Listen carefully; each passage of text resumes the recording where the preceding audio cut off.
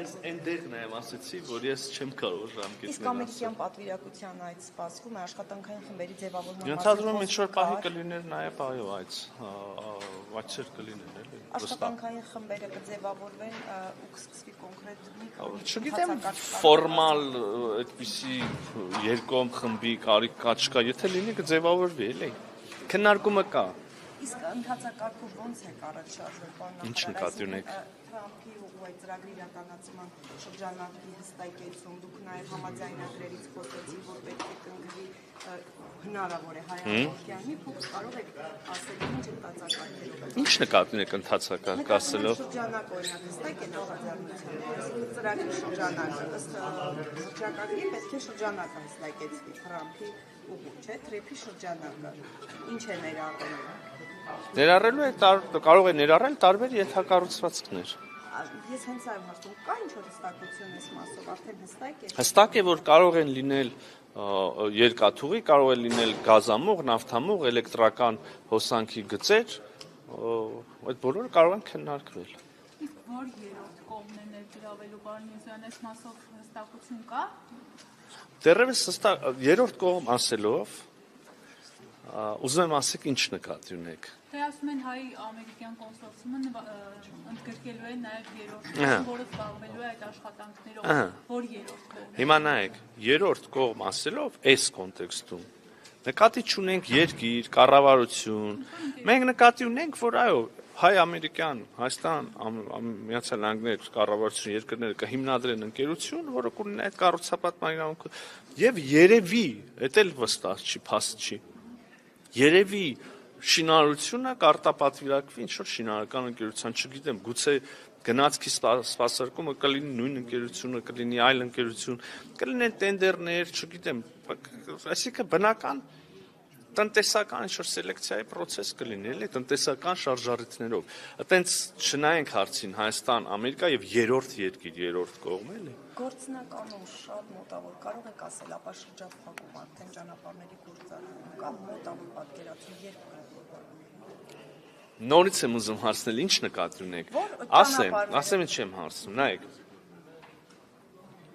Ոնց որ թե ինչ որ մի կոմպոնենտ ապա շրջափակման արդեն եղավ, հա։ Հենց հիմա կամ մտել են Հայաստանի սահման, կամ մոտենում են Հայաստանի սահմանին բեռներ, որոնք անցել են, դուրս են գալ, շարժվում են Ռուսաստանից եւ Ղազախստանից եւ անցնում են Ադրբեջանի տարածքով, ադրբեջանական երկաթուղիներով, հետո Վրաստանով եւ մտնում են Հայաստան։ Կարող ենք ասել, որ ապա շրջափակման մի կոմպոնենտ եղավ, կարծում եմ այո։ Կլինի հետո ուրիշ կոմպոնենտը, հետո այն շրջանակը, որի մասին հարցնում եք եւ ընթացակարգեր եւ հարցեր որ կլուծվեն,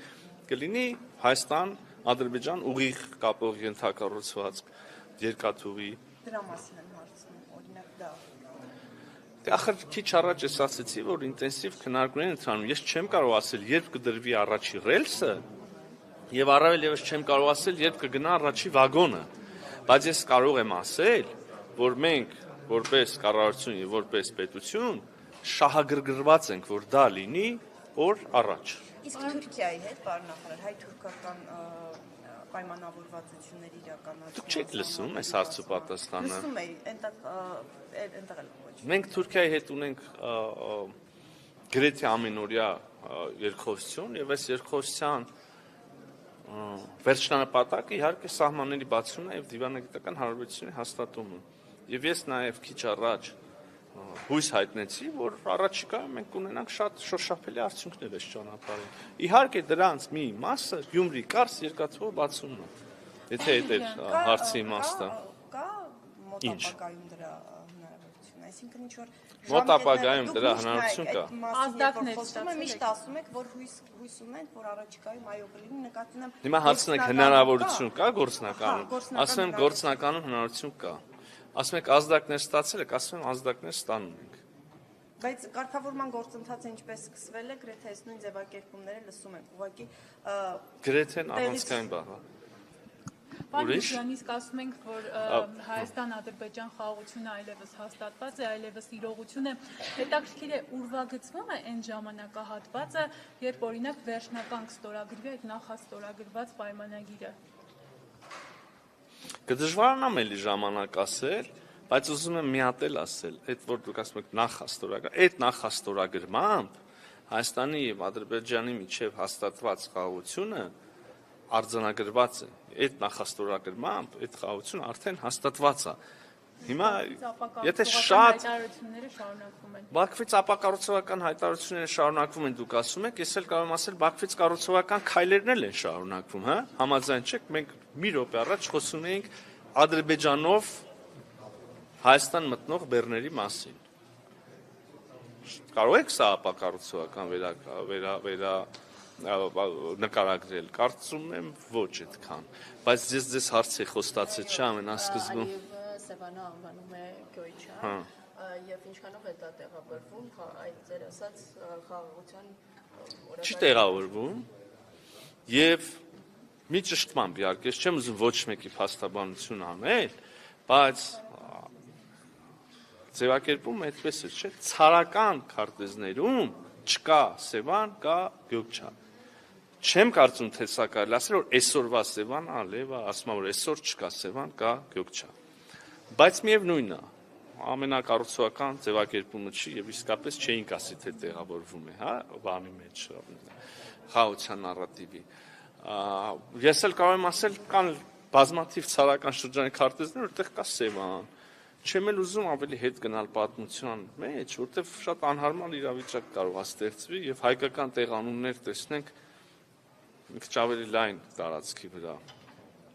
Խոսենք կենտրոնական իրական Հայաստանի, իրական այսօրվա սահմանների, Ադրբեջանի կողմից ճանաչված սահմանների մասին, ասում եք ապակառուցողական նարատիվներ, քայլեր, գնահատականներ, լավ, բայց մյուս կողմից եկեք նայենք իրականում ինչ կա։ Կա ստորագրություն Ալմատայի հռչակագրով սահմանների փոխադարձ ճանաչման եւ տարածքային ամբողջականության փոխադարձ ճանաչման վերաբերյալ իմ համար որպես կառավարության անդամի սրա կշիռը անհամեմատ ավելի մեծ է։ Կա հայկական Հայաստան ուղևորվող բեռների անցում Ադրբեջանի տարածքով ադրբեջանական երկաթուղով։ Իմ համար սա անհամեմատ ավելի ծանր կշիռ ունեցող երևույթ է եւ քայլ։ Այս մյուս հայտարարություններ կան, ես չեմ շղթում եւ ոչ մեկ չի կարող շղթել։ Լավն են, չի ասի, բայց դե երևի կամաց առաջ կգնանք, էլի։ Իսկ ադրբեջանցիների վերադարձի մասին խոսակցությունները ինչ նպատակ կամ ինչ միտում ունեն։ Ինձ եք հարցնում։ Անհանգստացնում է։ Ես կարծում եմ, որ Հայաստանի քաղաքացիները պետք է ապրեն Հայաստանում, ենթադրում եմ Ադրբեջանի քաղաքացիները Ադրբեջանում,